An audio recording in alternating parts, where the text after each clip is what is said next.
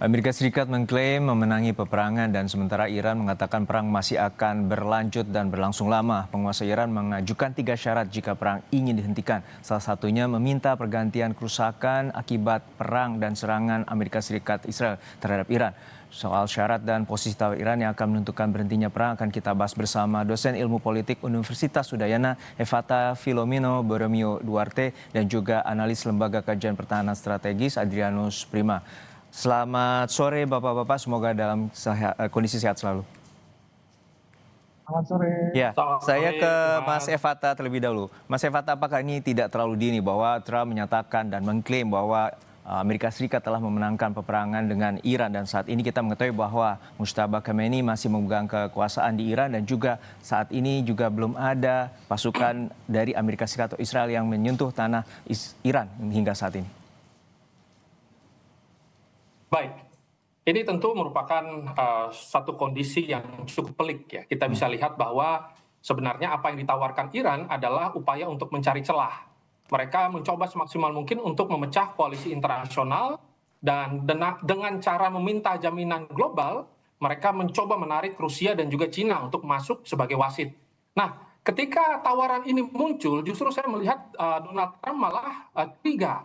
Kecurigaan itu karena insting yang dibawa dari Donald Trump, tawaran itu adalah kelemahan.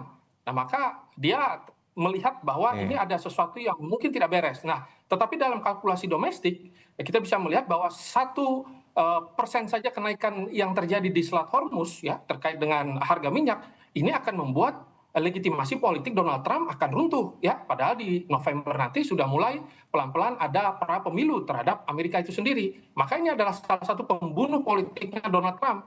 Dan yang terakhir kalau saya lihat di sini insting Netanyahu dengan kecurigaan totalnya masih belum menerima. Netanyahu sudah 20 tahun mencoba semaksimal mungkin untuk memenangkan perang ini, ya maka tidak akan pernah mundur sedikit pun dan dia akan memainkan opsi kartu liar sendiri. Mungkin saya lihat ini masih dalam kondisi yang tercekik, tetapi diplomasi ini juga bisa harusnya dimanfaatkan oleh Amerika sebagai jalan keluar yang mulus. Ya, apakah ini juga adanya shifting atau pergeseran dari Amerika Serikat sendiri, dan tentu ini berbeda dengan Israel yang Israel terus melanjutkan serangan, namun Trump menyatakan bahwa kemarin bahwa target yang telah menjadi titik vital dari Iran telah dikuasai dan ini berubah dari sebelumnya bahwa meminta Iran untuk menyerah sepenuhnya dan juga pergantian rezim di Iran. Ya, Untuk kita Mas bisa Evata. melihat bahwa sebenarnya kita bisa melihat bahwa sebenarnya ada beberapa titik-titik serangan justru yang dilakukan Israel malah merugikan Amerika. Salah satunya mereka kadang-kadang membombardir titik-titik yang memang nanti bisa mengeskalasi minyak dunia itu sendiri. Makanya Donald Trump sebenarnya ingin masuk dengan proposal bisnis. Dia tidak ingin dan dia bermain dalam retorika dan juga pernyataan keras. Maka dalam beberapa catatan kita bisa melihat bahwa Amerika mengklaim bahwa dirinya sudah menang, meskipun perang panjang akhirnya terjadi. Nah, ketika kita lihat Netanyahu malah ingin agar ini jangan segera dihentikan. Mereka menginginkan waktu lebih dan waktu tambah untuk melakukan serangan-serangan yang jauh lebih komprehensif. Nah, saya bisa melihat bahwa ada perbedaan respon dari Amerika Serikat ya, yang mengindikasikan bahwa serangan ini harusnya sudah mencapai titik yang mereka harapkan, ya koordinasi sudah terjadi, ya tetapi untuk kemenangan, ya mereka memang tidak ingin melakukan kemenangan secara total, mereka ingin regime change.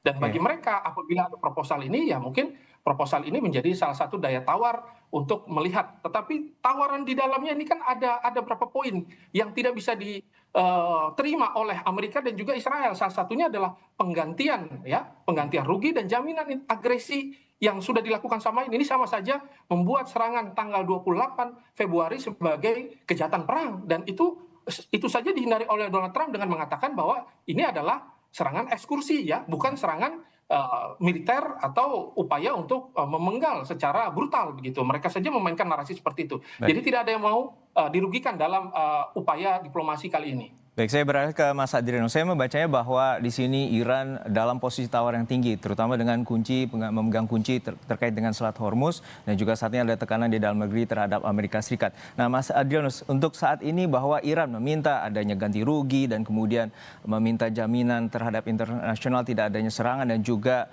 meminta Amerika Serikat dan Israel bahwa menyatakan bahwa sebagai mengakui hak negara Syah Iran. Dan untuk saat ini seperti apa Anda melihat bahwa negosiasi ini sebagai posisi tawar yang tingginya Iran dan juga Amerika Serikat dan Israel akan mengikuti apa yang diminta oleh Iran?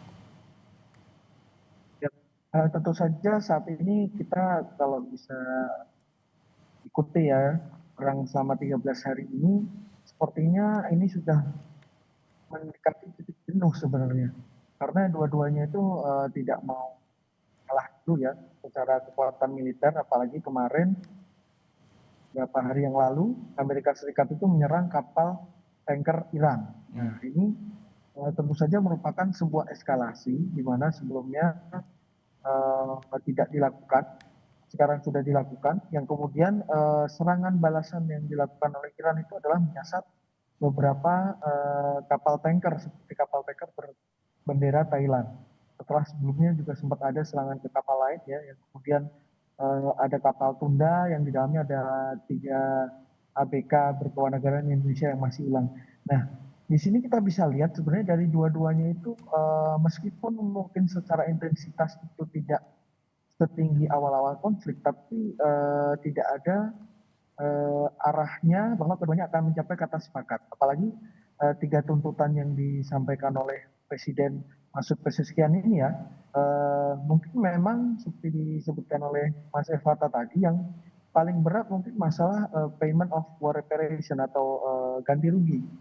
Jadi tentu saja itu berarti kan Amerika dan Israel mengakui bahwa mereka melakukan kesalahan. Itu mungkin hal yang sangat berat ya. Tapi yang poin pertama patut juga kita highlight bahwa pengakuan tentang hak legitimasi Iran. Nah, apa sih yang dimaksud? Nah, di dalam penjelasannya ternyata ini adalah salah satu hak untuk mempertahankan diri dan juga hak untuk memperkaya uranium untuk kepentingan damai. Jadi sebenarnya kalau kita lihat ke belakang ya, dengan dulu perjanjian yang ditandatangani Barack Obama dulu ya, itu kan sebenarnya ada komitmen Iran untuk menggunakan nuklirnya dengan damai, dan itu juga sempat ibaratnya seperti diakui atau disertifikasi oleh pemerintahan Trump yang pertama. Tapi ternyata Trump yang kedua tiba-tiba membatalkan sedikit. Nah, di sini akan menjadi kontradiktif juga di poin ketiga, di mana kita sama-sama tahu bahwa Donald Trump itu pernah bilang bahwa dia tidak butuh hukum internasional. Yang membatasi diri dia adalah moralitas dia sendiri. Jadi jaminan internasional bahwa tidak akan ada serangan ke Iran ini memang harus gimana ya, harus diperjelas siapakah yang akan memberikan jaminan itu, karena kita tahu sendiri bahwa Amerika tidak bisa lagi kita percaya begitu. Oke, kita ke Mas Evat. Mas Evat, untuk saat ini apakah Anda melihat ada tanda-tanda bahwa saat ini Iran melemah dengan faktual bahwa serangan ini terus menjurus ke wilayah target vital seperti tadi kilang dan juga yang target militer ataupun pertahanan dari Iran sendiri? Ya, kita bisa lihat bahwa Teheran kali ini ya dalam memainkan opsi diplomasinya ini seperti pasien di ruang operasi ya. Memang kehilangan banyak sekali darah gitu ya. Bahkan mereka kehilangan pemimpin tertinggi mereka yang lama. Gitu. Dan infrastruktur rudal yang ada kali ini memang sudah berkurang cukup signifikan. Ini bisa dikatakan sudah hampir menyentuh 90%. Meskipun Iran mengatakan bahwa mereka kali ini menaikkan eskalasi dengan mengirimkan rudal-rudal dengan kelas yang lebih berat begitu ya. Tetapi kita juga bisa lihat bersama bahwa Amerika Serikat juga nggak bisa bernapas lega gitu ya. Maka tawaran ini itu istilahnya kayak escalate to be de-escalate begitu ya. Jadi escalate to de-escalate gitu. Jadi dia mencoba semaksimal mungkin, dan apa yang Iran harapkan adalah mereka ingin memenangkan narasi moralitas ya. Dan kemenangan moralitas ini yang diinginkan. Kalau secara pertahanan, serangan presisi yang dilakukan oleh Amerika Serikat bahkan dengan mengirimkan berapa kali bom-bom ya, sampai bom karpet, mereka juga sudah mempersiapkan B-1 Lancer-nya ya untuk melakukan serangan-serangan yang bisa saja menghancurkan bunker yang menjadi pusat command control dari Iran. Tetapi Iran sendiri harus segera untuk menyampaikan kepada dunia melalui presiden. Kalau IRGC tidak ya, IRGC inginnya ini adalah holy war, ini adalah perang suci, jadi habiskan gitu apapun yang terjadi. Tetapi kalau dari sisi presiden yang jauh lebih diplomatis, mereka berharap agar ya ini harusnya dibicarakan kembali. Tetapi standarnya ini memang sangat tinggi dan saling tidak percaya itu terjadi di antara kedua belah pihak. Baik, sebelumnya juga Presiden dari Iran sempat minta maaf kepada negara Timur Tengah dan juga tidak ada konflik dengan negara itu dan hanya menyerang pangkalan udara militer, salah satu yang ingin menyerang wilayah Iran. Terkait dengan perlindungan damai ini, apakah akan dimajukan melalui negosiasi dan akan diterima penuh oleh Amerika Serikat dan Israel? Kita bahas usai jeda hanya di Kompas Petang.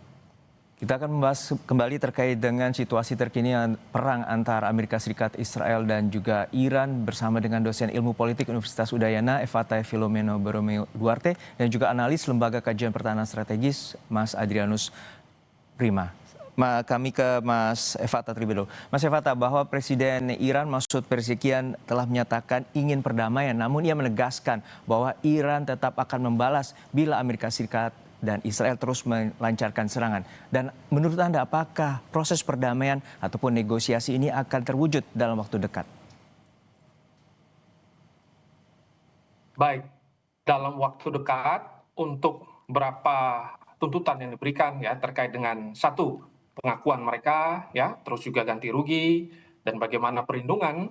Saya kira ketiga poin ini itu memang masih dalam kondisi yang tidak bisa disepakati, mengingat bahwa dalam pelumpuhan militer Iran ya dan juga upaya serangan-serangan selama ini Amerika Serikat dan Israel merasa bahwa mereka sudah menang gitu, dan bahkan Donald Trump menyampaikan bahwa dari hari pertama serangan kita sudah menang. Nah, tetapi yang Amerika tidak mampu ini adalah terkait dengan cekikan yang terjadi di Selat Hormuz dan juga blunder balik ya dalam politik dalam negeri Amerika Serikat. Maka sebenarnya tawaran ini adalah salah satu skenario terbaik yang harusnya bisa dibicarakan kembali, dan mungkin kalau dalam waktu dekat agresi masih akan terjadi dalam waktu dekat. Tetapi ketika mulai memasuki bulan-bulan Mei harusnya sudah mulai ada upaya untuk membicarakan ini di belakang pintu begitu ya, secara diam-diam, dan sudah ada mediator-mediator dari negara-negara Teluk yang secara diam-diam juga pasti akan mendorong. Kita bisa melihat bahwa serangan yang dilakukan oleh Iran ini justru merugikan seluruh negara Teluk. Nah, maka ini adalah opsi Samson yang digunakan ya. Jadi hancur sama-sama, dan semua akhirnya berharap agar ini segera diselesaikan. Desakan-desakan ini yang memang akhirnya membuat dan mungkin Amerika mengatakan bahwa kami sudah menang, tetapi secara moralitas Iran mengatakan bahwa kami mencoba diplomasi tetapi Amerika tidak mau. Nah, yang akan menjadi probabilitas tertinggi adalah semua nanti terpaksa berdamai dan memiliki fokus politik yang berbeda, dan mungkin ada tujuan-tujuan yang lain yang bisa dilakukan. Salah satunya adalah sebenarnya Amerika ingin menguasai Selat Hormuz. Dia tidak ingin menguasai Iran secara total. Dia ingin menguasai jalur perdagangan dan security energi itu dipegang oleh Amerika Serikat, dan terjadi hari ini di banyak dunia terpaksa akhirnya bekerjasama dengan Amerika Serikat. Ini salah satu bukti bahwa mereka sebenarnya menskenariokan ini cukup lama, dan mereka merasa bahwa mereka memenangkan diplomasi tersebut. Ya, dari bacaan Mas Evata bahwa Amerika Serikat hanya ingin menguasai Selat Hormuz, namun dari ini juga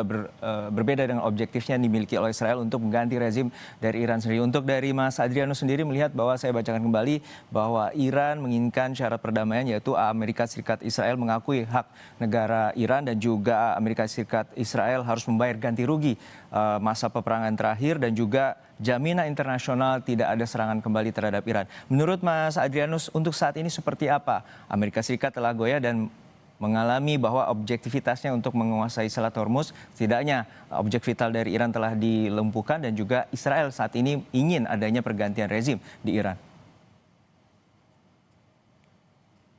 Ini memang sepertinya masih belum jelas sebenarnya tujuan akhir dari perang itu apa, gitu kan? Karena Donald Trump sendiri beberapa hari yang lalu sempat bilang perang ini sebentar lagi akan selesai, tapi kemudian dia merevisi lagi, kita akan hancurkan Iran sampai mereka tidak bisa membangun kembali. Nah, di sini ternyata ada juga salah satu pejabat di pemerintahan Amerika yang menyatakan bahwa kita akan menguasai Pulau Iran yang di mana di dalamnya terdapat penyimpanan minyak jutaan barel. Nah, di sini memang saya juga cenderung setuju dengan Mas Evata bahwa memang sepertinya ujung-ujungnya ini adalah motif ekonomi, dan kita juga harus menyadari ya bahwa Amerika itu juga negara produsen minyak dan gas. Nah, jangan-jangan mereka juga diikat dengan naiknya harga minyak global ini karena mereka sekarang statusnya sebagai eksporter ya. Kemudian kalau kita mau bicara lagi masalah jaminan internasional, seperti saya sampaikan di sesi sebelumnya, siapa yang bisa memberikan? Karena kita sama-sama tahu bahwa di Dewan Keamanan PBB, Rusia dan Amerika itu akan saling veto, kemudian si Trump sendiri tidak terlalu menganggap PBB lah saat ini kan, makanya dia sampai mendirikan BOP. Nah, di situ kita harus sama-sama lihat sebenarnya di sini itu adalah siapa yang masih tahan lah dengan situasi yang ada sekarang. Apalagi secara terbatas kan Iran sudah mengizinkan ya kapal-kapal negara tertentu untuk lewat. Jadi mungkin memang ini ada sedang terjadi perang diplomasi. Dan juga mungkin ya seperti disampaikan Mas Fata, secara moralitas itu kan mungkin mereka akan bilang bahwa yang tidak mengganggu kami tidak akan kami serang. Karena beberapa waktu yang lalu dari Iran kan ada pernyataan bahwa jika terjadi serangan pada kapal dan pelabuhan Iran, maka mereka akan menyerang kapal dan pelabuhan yang ada di sekitar Teluk.